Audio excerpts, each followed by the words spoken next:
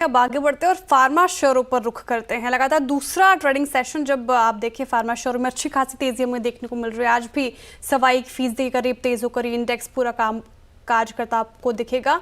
दरअसल फार्मा कंपनियों के Q4 के नतीजे काफी शानदार रहे हैं। अब क्यों चढ़ रहे हैं ये सेक्टर, ये बताने के लिए कंचन नौटियाल जुड़ी हुई है मेरे साथ। बताइए कंचन, फार्मा सेक्टर में जोरदार तेजी कारण क्या है? जी डेफिनेटली, जैसे कि आपने भी मेंशन किया कि जो Q4 के रिजल्ट आए हैं वो काफ़ी शानदार आए हैं। बेसिकली जो स्ट्रीट ने एक्सपेक्टेशन लगाई थी नतीजों की, उससे जो नतीजे हमें देखने को मिले काफ़ी ज़्यादा सॉलिड साइड में देखने को मिले। पूरे सेक्टर की बात करें तो ये ग्लोबली काफ़ी ज़्यादा एक्सपोज्ड है, लेकिन सारी चीज़ें होने के बावजूद भी यहाँ पे जो रेजिस्टेंस है काफ़ी तेज़ी से बना हुआ है। अब अगर हम पिछले 1 साल की बात करें तो यहाँ पे जो ओवरऑल रेवेन्यू ग्रोथ देखने को मिली है according to department of pharmaceuticals, तो वो रही है करीब करीब 8% की। यही नहीं बल्कि अगर हम ग्लोबली भी बात करें तो इंडियन फार्मा का जो ग्रिप है वो हमें और भी ज़्यादा स्ट्रॉन्गर साइड में जाता हुआ दिखाई दिया है। इसके साथ साथ अगर वॉल्यूम बेस की बात करी जाए तो इंडिया का जो नंबर आता है सप्लाई में, वॉल्यूम में, वो आता है तीसरे नंबर पर। और यही नहीं, अगर ग्लोबली अगर हम जेनरिक दवाइयों का एक्सपोर्ट भी देखें तो वहाँ पे इंडिया का जो कॉन्ट्रीब्यूशन है वो करीब करीब हमें 20% का देखने को मिलता है।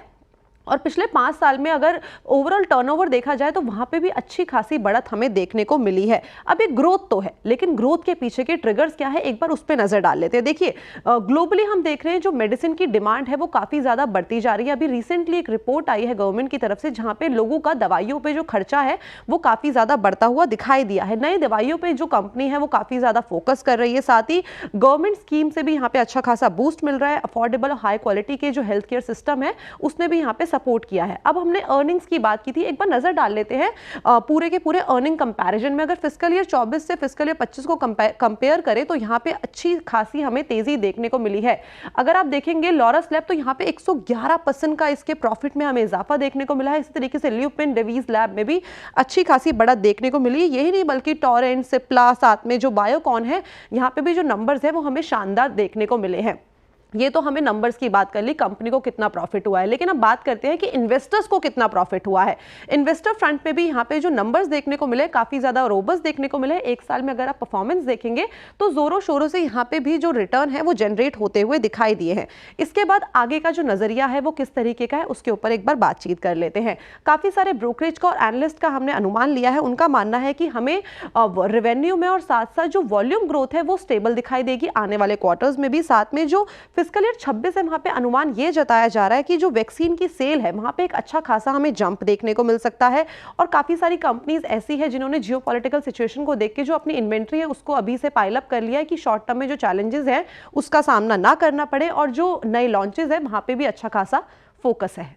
ओके, तो मेडिसिन डिमांड अच्छी, अर्निंग्स भी अच्छी रही है स्पेस में। शुक्रिया कंचन तमाम जानकारी के लिए। नीरज जी, अगर आप फार्मा स्पेस देखें, ठीक ठाक रिटर्न जनरेट किया है इसने, अर्निंग्स भी अच्छी रही है। स्पेस पर आपका आउटलुक क्या होगा, साथ ही कौन से स्टॉक्स का चयन करेंगे स्पेस से?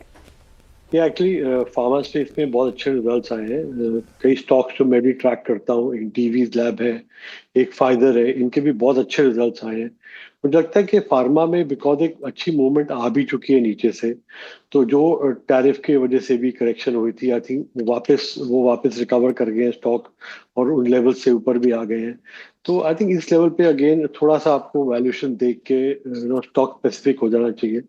जो मैंने मेंशन किया, फाइजर फाइजर अभी भी अट्रैक्टिव है, वैल्यूएशन में ज़्यादा महंगा नहीं है। अभी करंट ईयर का 36-37 टाइम है, और ग्रोथ लेंगे तो उस हिसाब से सस्ता दिखता है। तो ये एक स्टॉक है जो, और डीवीज लैब मेरा एक फेवरेट स्टॉक है जो अच्छी परफॉर्मेंस दिखा रहा है, बट देन वो भी, उसमें भी अच्छी मूवमेंट आ गई है, तो इस लेवल पे आई थिंक कंसोलिडेट कर सकता है। एक और छोटा स्टॉक है सेनोरेस, जो डीवीज लैब जैसा बिजनेस है, उसका एपीआई और सीएमओ और फॉर्मुलेशन का बिजनेस है। उसका एक US FDA approved manufacturing facility US में भी है। तो वो एक स्टॉक है जो आई थिंक जिसको मिड कैप या छोटे स्टॉक में आई थिंक इन्वेस्टमेंट करनी है, उसके अंदर भी आदमी उसको उसमें भी इन्वेस्टमेंट कर सकते हैं।